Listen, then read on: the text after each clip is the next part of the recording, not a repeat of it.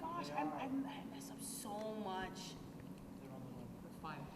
I think the only thing really. It's a word here and here, but you get it together. Yeah, you did. Instead of saying it like word for word, you have the same thing. You just switch put it them. in a different order.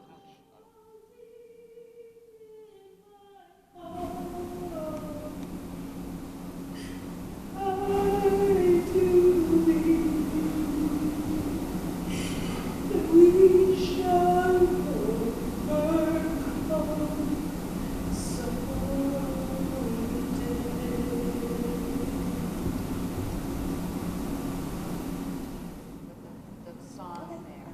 I think we should, I think that at the moment that the sound is supposed to go out, rather than just doing a hard cut out, you can fade it.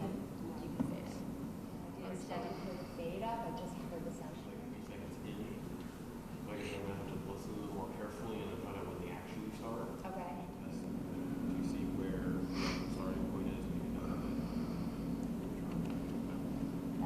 Okay. back on. It worked. No, we're not there yet, and then I turn it off. It goes, it's fuzzy. It goes, it plays through until she says. What do people ask you when they come and say, wow, I think I know her? What do they ask you? Usually people don't actually ask me questions. What's really kind of wonderful is that people come up and say, and then they start talking about something that they saw, a movie that they saw, or something that moved them, or that they have a memory from somewhere in their life that had something to do with something that I was in that they saw. So it's that happens a lot, and it's actually quite cool. You have great name recognition. I have name recognition. Yes, I do. I do. I know. So, that movie was made what year? Breakfast Club. Breakfast Club was it came out in '85. Yeah, this is something that I'm directing, and I've also been working, learning about directing and doing some teaching with kids at LaGuardia High School in New York City. So I do some film work and things with kids there, and then continue to work. I mean, on this show Psych on TV and blah blah blah. I just have stuff all over the place. What's unique about what you're doing this weekend? This is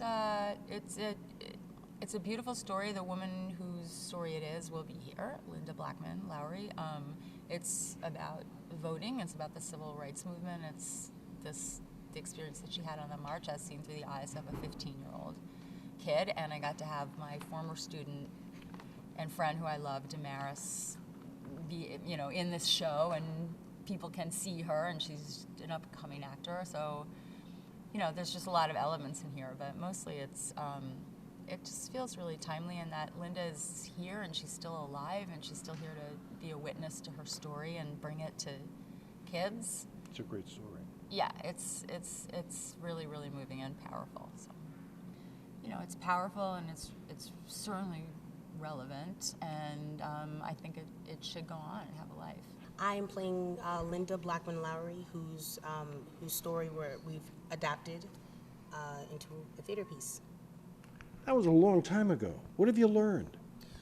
I've learned a lot. I've learned a lot about Black history and about Black culture, and a lot of what the civil rights movement has done for us today. And what's it like being out there portraying a lot of the things that you now learn? No. It's very, very personable to me now, because you have things like, you have movements like Black Lives Matter, and you have the issue of the black vote if it's going to Clinton or Bernie Sanders, and it's very, very relevant in the media today. So.